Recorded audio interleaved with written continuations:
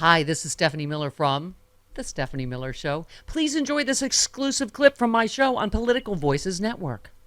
Oh, Hi. hi, Steph. You just caught me reading my prayer cards, organizing them for the next 4 years. Malcolm, listen, I'm not even sure you can get shoutier than your normal shouty McShouterson, but this, we're a week in and we are in a constitutional crisis already, right? I mean, it is, it's sort of beyond, and that's part of the plan, isn't it? To be beyond Absolutely. any one human's comprehension to talk about. It's the fire hose. Yeah. Right. Yeah. So I was saying, I was looking at massive protests in Germany against the far right, party there.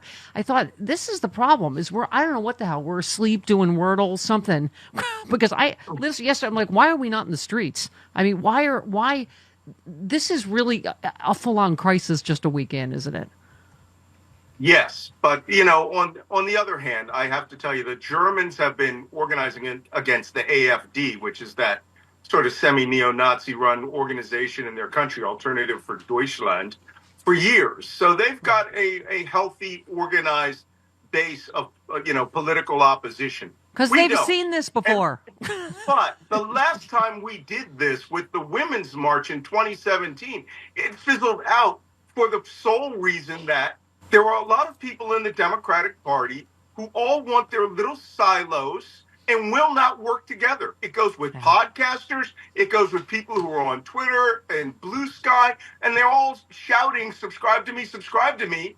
But no one is working as a unified organization. Now, maybe that will resolve itself. I'm working with people trying to get this, to start creating a resistance command in this country. But I'm going to reserve that extra shouty piece this week, certainly in my Substack, because I've been pretty shouty in my Substacks this week, up to the Democratic Party leadership. And I am speaking to them right now. Chris and I have been talking about this all morning. We've been talking about this all morning. I know. But we have to have a 24/7 war room to knock down the quick reaction to all of these Substacks, podcasts, all of it. Because like we were saying, to have a sleepy news conference 24, 48 hours later, it's not cutting it. Nope, not at all. Yeah, and you know what? To tell you the truth, even a war room, I saw the Harris war room, all of these guys were really quick and fast. The problem is that you're playing by rules that have gone out now a decade ago. Yep. You're coming up and you're trying to go through civility at a time of outrage. You need to raise your voice, and the first words out of your mouth when they lie about the Constitution is, you are a liar. Not, oh, you're misleading us, or you're masticating the truth, or you're having a hard time getting down that. No. Call them the liars. By the way, they are. I've seen you echoing our other good friend Michael Steele. I mean, and what does it say to us? Someone that's still a Republican is trying to blow the clarion, to Democrats that you've got to fight differently. That screw this. What do you want to call it? Civility, or whatever.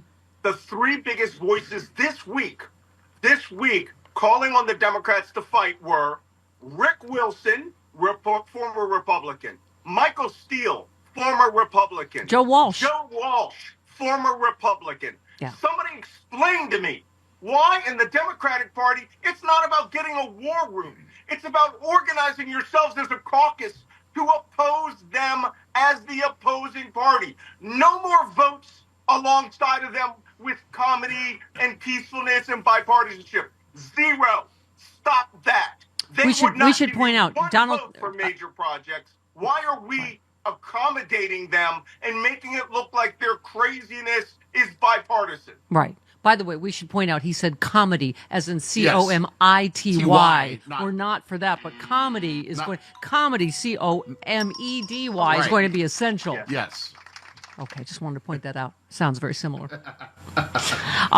Yesterday's constitutional crisis brought to you by Trump ordered a freeze on potentially trillions of dollars in federal funding to Americans, impacting everything from education grants to small business loans, sparking accusations he is violating the Constitution. Just that reporting right there. It's not an accusation. He's violating the Constitution, right? This is not an opinion. The aggressive shakeup also aimed at making sure that the federal spending programs and government employees support his right-wing political goals. A senior Trump administration official told reporters the funding stoppage was a tool to enforce compliance. This is the definition of fascism. Yeah. This is programs that did not conflict with Trump would see their funding continue. Senator Patty Murray said it is a brazen and illegal move. The law is the law. Trump must immediately reverse course, follow the requirements of the law, ensure the nation's spending laws are implemented as Congress intended.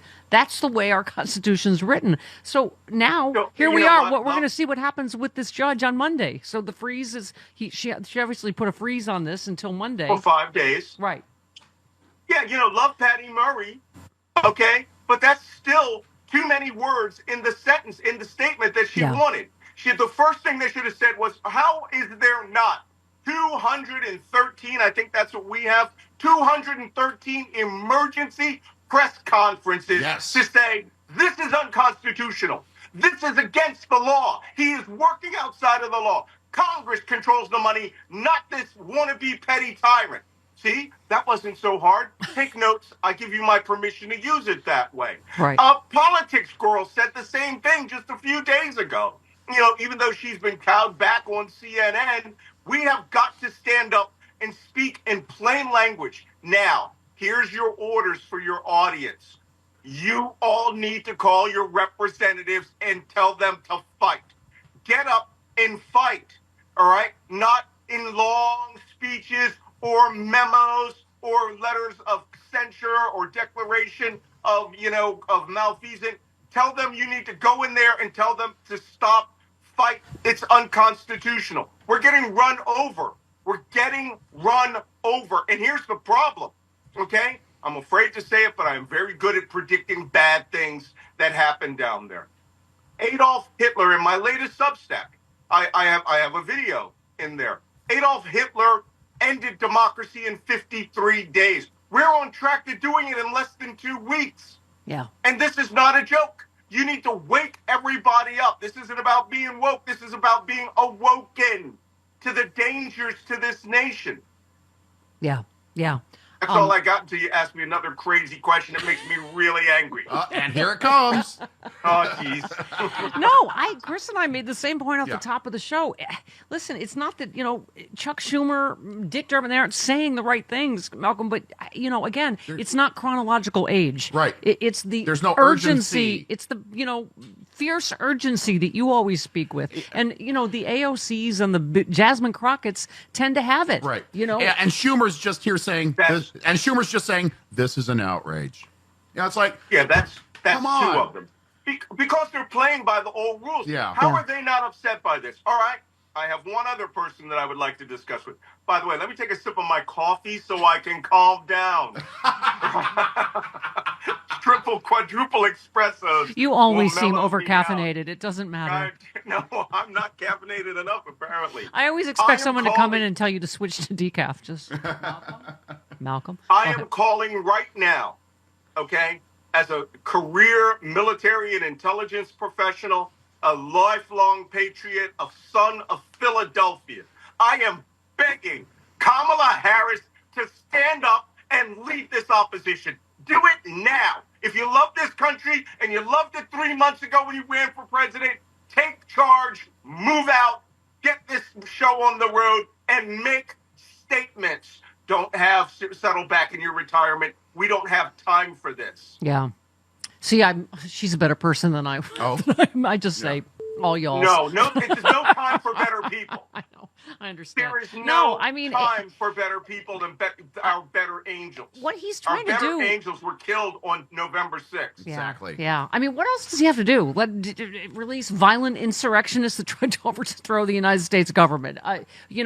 Fire every inspector general without cause and without notice to Congress. Freeze. I mean, look at a wide range of organizations and agencies that depend on federal health department funds say they've been locked out of the online system responsible for tracking and depositing their money.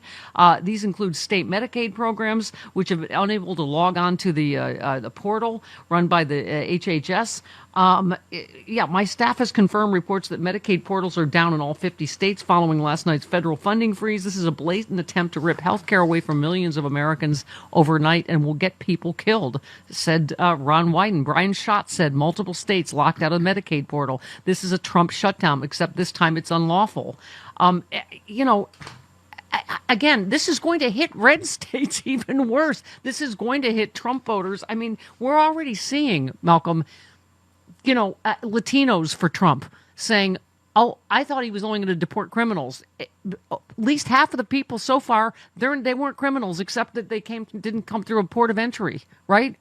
On and on. I mean, all of the people going, I don't understand. Why is my insulin $800 now? 3 weeks ago, it was $35. I mean, I don't know what to say, but it does seem like people. What we were saying, the biggest Google search is, people who regret voting for Trump. Yeah. We're a week in, right, Malcolm?